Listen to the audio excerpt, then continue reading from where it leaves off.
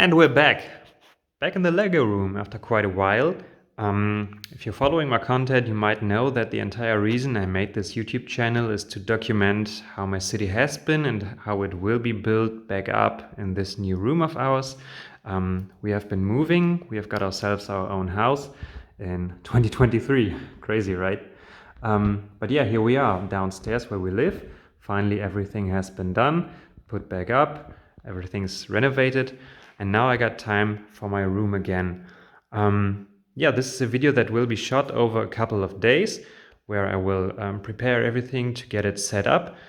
Today I will start with the lights and next up will be the tables.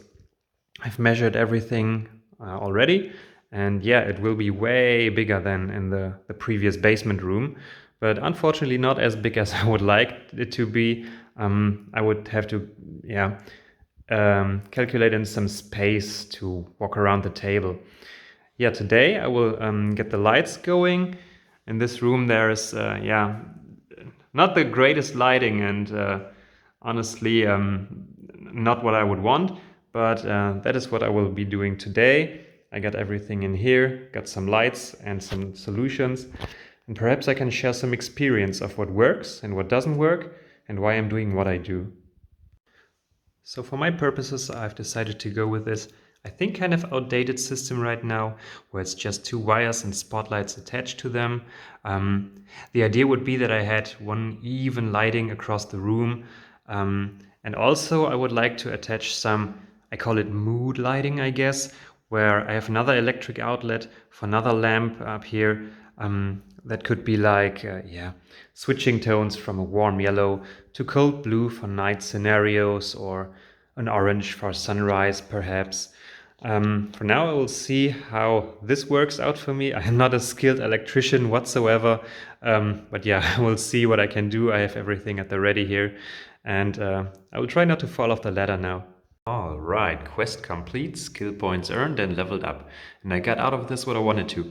That's one nice even source of lighting all across the tables. And that's the, I called it mood light. Those have some different colors in, different blue tones for nighttime scenarios. And obviously, of course, one even source of white, bright light. Yeah, so that's that has been the project of lighting. Next, let's talk about tables. So on YouTube and other projects, I frequently see people using like IKEA tables that are just ready to go, and yeah, that probably works nice for them. But for me, I have discovered on my last layout that I'm going for custom tables again. These are just packaging boards, really. That's cheap 19mm plywood. And whenever a woodwork shop gets their material, this is just filler to protect the good stuff that they work on. So most woodwork shops are actually thankful if you take this off their hands. Thankfully, my father is a carpenter and knows every woodwork shop in town, so that's how we will get our boards tomorrow. But yeah, if you can and if you know the right people, I would definitely suggest this because it's easy to customize. And whenever you take your IKEA table, you need just one more space of one more base plate, row of base plates. That's really hard to accomplish with tables that are ready to go. So if you can, go the extra mile and go for custom tables. So I'm currently in my garage cutting these feet for the table to size. That's 90 centimeters. That's enough to crawl under the table. I've chosen to go for wooden legs, which isn't as pretty, but it allows to attach something underneath the table, which in the long term I've planned to do. So I will need a total of 45 of these legs, and that's the first quest for today. So 45 spruce legs have been cut to size. Previously on my old layout, which you can see on the very first video on this channel, I used trestles to support the tables, which isn't sturdy really, it just rested on there. And the excuse is that it was never meant to be permanent. So now for this next layout, which will be permanent, I'm using these proper legs now.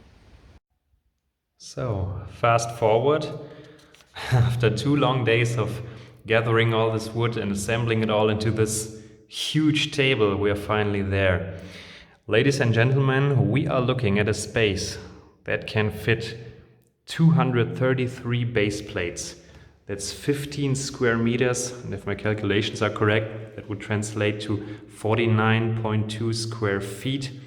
Yeah, that's just shy of doubling what I had before in my previous layout, my basement room. For those interested, I paid roughly €300 for this entire setup. I mean, I mentioned that these packaging boards that you see here are just, garbage for the woodwork shops. But as it turns out, even those have gotten expensive, and we had to pay a small price for those, but that's okay. But here you can see what I meant by the advantage of custom tables over ready-to-go IKEA tables. I got the most out of the room, and these tables exactly fit the dimensions of base plates. So that's why I could calculate exactly how much base plates will fit on here. And I could really get the most out of the room. I have enough space to walk around just on the edges, and obviously the main entrance, that's where you could stand. That's where I will have space to build something underneath the table, like a subway and a sewer system and whatnot. But yeah, that's the clear advantage of custom tables over just anything that's just ready to go. I mean, I'm skinny enough to walk around here. Let me rephrase that. Athletic enough. That's what 3 times sports a week does. To be walking around here. That's just 25 centimeters roughly. But my calculations were correct, and I'm mostly happy about that. So I have big plans for this, for the future.